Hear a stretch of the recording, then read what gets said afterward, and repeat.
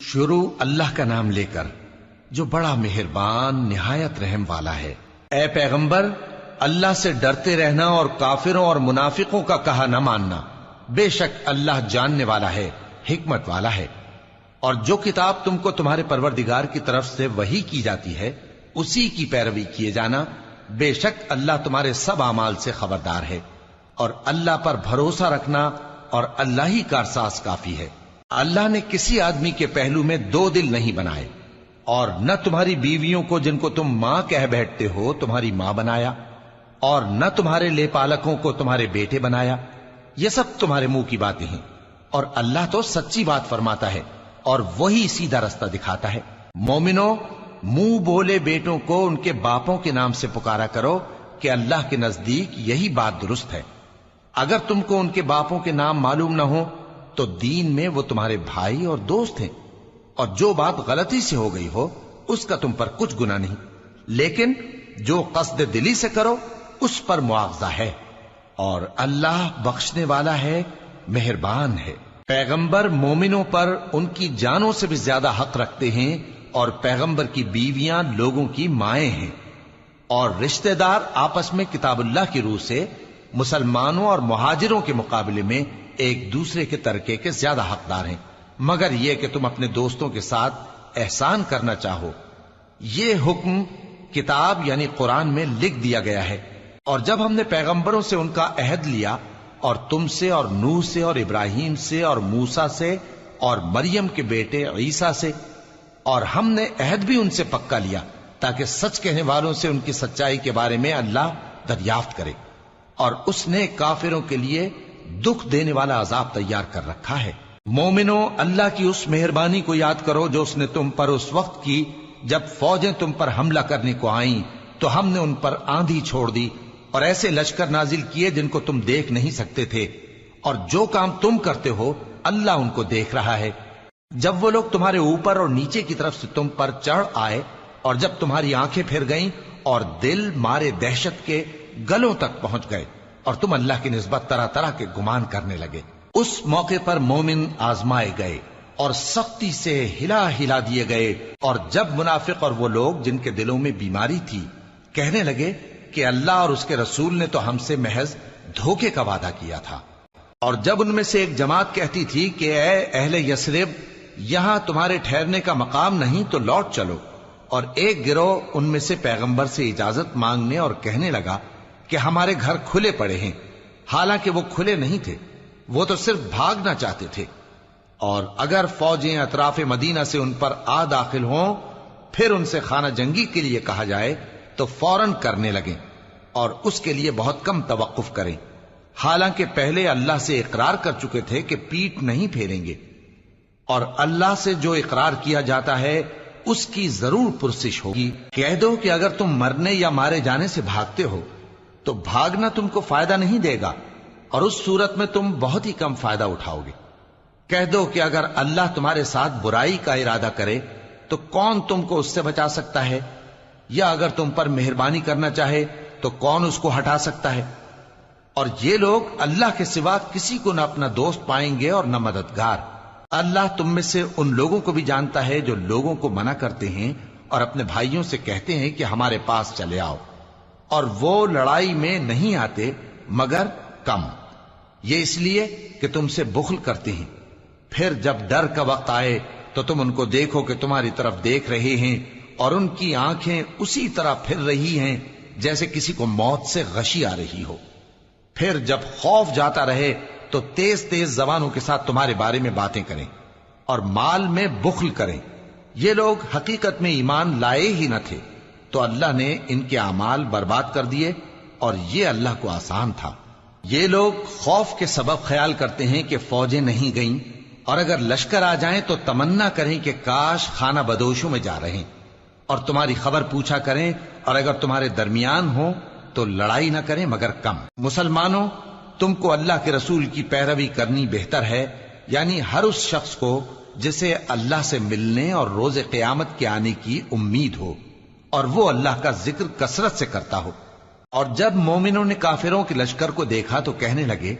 یہ وہی ہے جس کا اللہ اور اس کے پیغمبر نے ہم سے وعدہ کیا تھا، اور اللہ اور اس کے پیغمبر نے سچ کہا تھا، اور اس سے ان کا ایمان اور اطاعت اور زیادہ ہو گئی۔ مومنوں میں کتنے ہی ایسے شخص ہیں کہ جو اقرار انہوں نے اللہ سے کیا تھا اس کو سچ کر دکھایا۔ پھر ان میں بعض ایسے ہیں جنہوں نے اپنی نظر پوری کر دی، یعنی جان دے دی، اور بعض ایسے ہیں کہ انتظار کر رہے ہیں، اور انہوں نے اپنے قول کو ذرا بھی نہیں بدلا،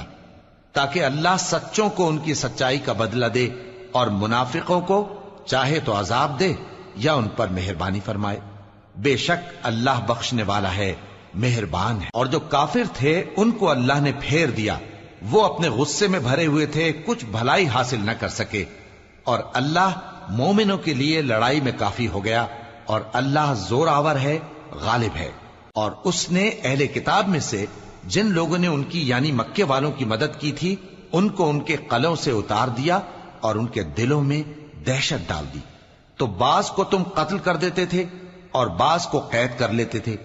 اور ان کی زمین اور ان کے گھروں اور ان کے مال کا اور اس زمین کا جس میں تم نے پاؤں بھی نہیں رکھا تھا اس نے تم کو وارث بنا دیا، اور اللہ ہر چیز پر قدرت رکھتا ہے۔ اے پیغمبر، اپنی بیویوں سے کہہ دو کہ اگر تم دنیا کی زندگی اور اس کی زینت و آرائش چاہتی ہو تو آؤ میں تمہیں کچھ مال دوں اور اچھی طرح سے رخصت کر دوں، اور اگر تم اللہ اور اس کے پیغمبر اور عاقبت کے گھر یعنی بہشت کی طلبگار ہو تو تم میں جو نیکوکار ہیں ان کے لیے اللہ نے اجر عظیم تیار کر رکھا ہے۔ اے پیغمبر کی بیویوں،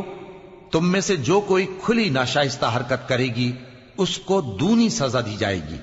اور یہ بات اللہ کو آسان ہے۔ اور جو تم میں سے اللہ اور اس کے رسول کی فرما بردار رہے گی اور عمل نیک کرے گی اس کو ہم دونا ثواب دیں گے، اور اس کے لیے ہم نے عزت کی روزی تیار کر رکھی ہے۔ اے پیغمبر کی بیویوں،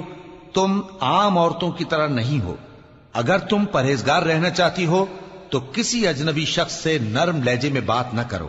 تاکہ وہ شخص جس کے دل میں کسی طرح کا روگ ہے کوئی امید نہ پیدا کر لے، اور دستور کے مطابق بات کیا کرو، اور اپنے گھروں میں ٹھہری رہو، اور جس طرح پہلے جاہلیت کے دنوں میں زیب و زینت کی نمائش کی جاتی تھی اس طرح اظہار زینت نہ کرو، اور نماز پڑھتی رہو اور زکوٰۃ دیتی رہو، اور اللہ اور اس کے رسول کی فرما برداری کرتی رہو۔ اے پیغمبر کی گھر والیوں، اللہ چاہتا ہے کہ تم سے ہر طرح کی ناپاکی دور کر دے اور تمہیں بالکل پاک صاف کر دے، اور تمہارے گھروں میں جو اللہ کی آیتیں پڑھی جاتی ہیں اور حکمت کی باتیں سنائی جاتی ہیں ان کو یاد رکھو، بے شک اللہ باریک بین ہے، باخبر ہے۔ جو لوگ اللہ کے آگے سر اطاعت خم کرنے والے ہیں، یعنی مسلمان مرد اور مسلمان عورتیں اور مومن مرد اور مومن عورتیں اور فرمانبردار مرد اور فرمانبردار عورتیں اور راست باز مرد اور راست باز عورتیں اور صبر کرنے والے مرد اور صبر کرنے والی عورتیں اور عاجزی کرنے والے مرد اور عاجزی کرنے والی عورتیں اور خیرات کرنے والے مرد اور خیرات کرنے والی عورتیں اور روزے رکھنے والے مرد اور روزے رکھنے والی عورتیں اور اپنی شرمگاہوں کی حفاظت کرنے والے مرد اور حفاظت کرنے والی عورتیں اور اللہ کو کثرت سے یاد کرنے والے مرد اور کثرت سے یاد کرنے والی عورتیں۔ کچھ شک نہیں کہ ان کے لیے اللہ نے بخشش اور اجر عظیم تیار کر رکھا ہے۔ اور کسی مومن مرد اور مومن عورت کو حق نہیں ہے کہ جب اللہ اور اس کا رسول کوئی بات طے کر دیں تو وہ اس کام میں اپنا بھی کچھ اختیار سمجھیں، اور جو کوئی اللہ اور اس کے رسول کی نافرمانی کرے وہ بالکل گمراہ ہو گیا۔ اور جب تم اس شخص سے جس پر اللہ نے احسان کیا تھا اور تم نے بھی احسان کیا تھا یہ کہتے تھے کہ اپنی بیوی کو اپنے پاس رہنے دے اور اللہ سے ڈر، اور تم اپنے دل میں وہ بات چھپا رہے تھے جس کو اللہ ظاہر کرنے والا تھا، اور تم لوگوں سے ڈرتے تھے، حالانکہ اللہ ہی اس کا زیادہ مستحق ہے کہ اس سے ڈرو۔ پھر جب زید نے اس سے تعلق ختم کر لیا یعنی اس کو طلاق دے دی تو ہم نے اسے تمہاری زوجیت میں دے دیا تاکہ مومنوں پر ان کے منہ بولے بیٹوں کی بیویوں کے ساتھ نکاح کرنے کے بارے میں جب وہ بیٹے ان سے اپنا تعلق ختم کر لیں یعنی طلاق دے دیں کچھ تنگی نہ رہے،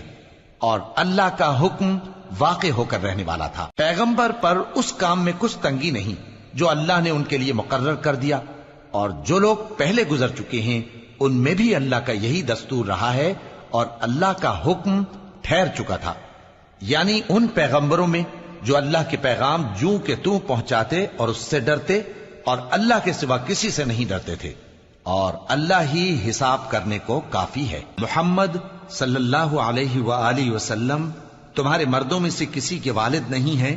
لیکن اللہ کے پیغمبر اور نبیوں کی مہر یعنی سلسلہ نبوت کو ختم کر دینے والے ہیں، اور اللہ ہر چیز سے واقف ہے۔ اے اہل ایمان، اللہ کا بہت بہت ذکر کیا کرو اور صبح و شام اس کی پاکی بیان کرتے رہو۔ وہی تو ہے جو تم پر رحمت بھیجتا ہے اور اس کے فرشتے بھی، تاکہ تم کو اندھیروں سے نکال کر روشنی کی طرف لے جائے، اور اللہ مومنوں پر مہربان ہے۔ جس روز وہ اس سے ملیں گے تو ان کا تحفہ اللہ کی طرف سے سلام ہوگا، اور اس نے ان کے لیے عمدہ ثواب تیار کر رکھا ہے۔ اے پیغمبر، ہم نے تم کو گواہی دینے والا اور خوشخبری سنانے والا اور خبردار کرنے والا بنا کر بھیجا ہے، اور اللہ کی طرف اسی کے حکم سے بلانے والا اور چراغ روشن۔ اور مومنوں کو خوشخبری سنا دو کہ ان کے لیے اللہ کی طرف سے بڑا فضل ہے، اور کافروں اور منافقوں کا کہا نہ ماننا اور نہ ان کے تکلیف دینے پر نظر کرنا، اور اللہ پر بھروسہ رکھنا، اور اللہ ہی کارساز کافی ہے۔ مومنوں، جب تم مومن عورتوں سے نکاح کر کے ان کو ہاتھ لگانے یعنی ان کے پاس جانے سے پہلے طلاق دے دو تو تم کو کچھ حق نہیں کہ ان سے عدت پوری کراؤ، بس ان کو کچھ فائدہ یعنی خرچ دے دو اور ان کو اچھی طرح سے رخصت کر دو۔ اے پیغمبر صلی اللہ علیہ وآلہ وسلم، ہم نے تمہارے لیے تمہاری بیویاں جن کو تم نے ان کے مہر دے دیے ہیں حلال کر دی ہیں، اور تمہاری باندیاں جو اللہ نے تم کو کفار سے بطور مال غنیمت دلوائی ہیں، اور تمہارے چچا کی بیٹیاں اور تمہاری پھوپھیوں کی بیٹیاں اور تمہارے ماموں کی بیٹیاں اور تمہاری خالاؤں کی بیٹیاں جو تمہارے ساتھ وطن چھوڑ کر آئی ہیں، سب حلال ہیں۔ اور کوئی مومن عورت اگر اپنے آپ کو پیغمبر صلی اللہ علیہ وآلہ وسلم کے حوالے کر دے یعنی مہر کے بغیر نکاح میں آنا چاہے، بشرطے کہ پیغمبر صلی اللہ علیہ وآلہ وسلم بھی اس سے نکاح کرنا چاہیں، وہ بھی حلال ہے۔ لیکن یہ اجازت اے نبی صلی اللہ علیہ وآلہ وسلم خاص تم ہی کو ہے، سب مسلمانوں کو نہیں۔ ہم نے ان کی بیویوں اور باندیوں کے بارے میں جو مہر واجب الادا مقرر کر دیا ہے ہم کو معلوم ہے، یہ اس لیے کیا گیا ہے کہ تم پر کسی طرح کی تنگی نہ رہے، اور اللہ بخشنے والا ہے، مہربان ہے۔ اے پیغمبر صلی اللہ علیہ وآلہ وسلم، تم کو یہ بھی اختیار ہے کہ جس بیوی کو چاہو پیچھے رکھو اور جسے چاہو اپنے پاس رکھو، اور جس کو تم نے پیچھے کر دیا ہو اگر اس کو پھر اپنے پاس طلب کر لو تو تم پر کچھ گناہ نہیں۔ یہ اجازت اس لیے ہے کہ ان کی آنکھیں ٹھنڈی رہیں اور وہ رنجیدہ نہ ہوں، اور جو کچھ تم ان کو دو اسے لے کر سب خوش رہیں،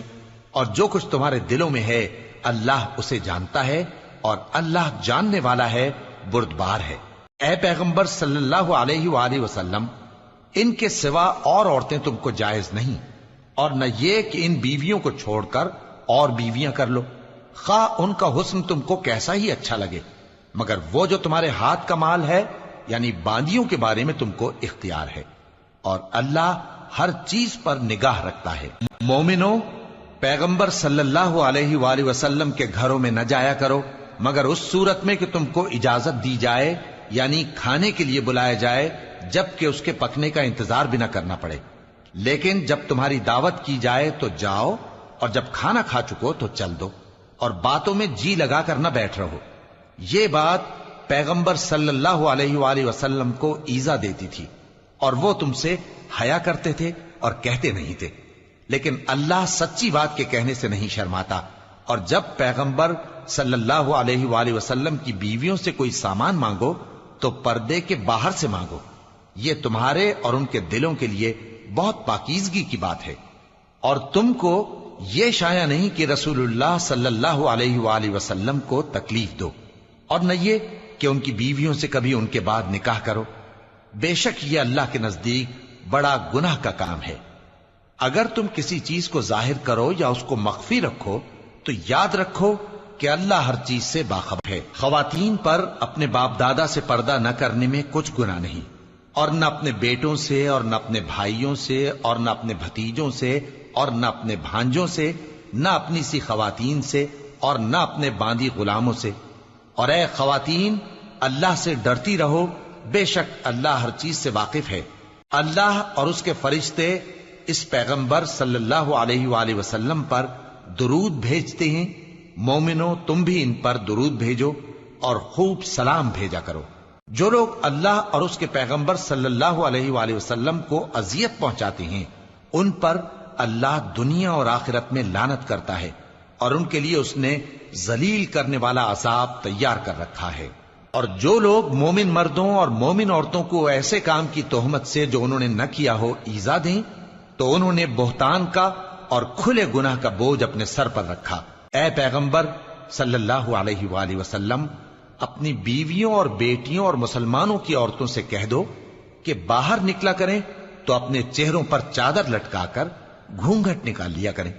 یہ چیز ان کے لیے موجب شناخت و امتیاز ہوگی تو کوئی ان کو ایذا نہ دے گا،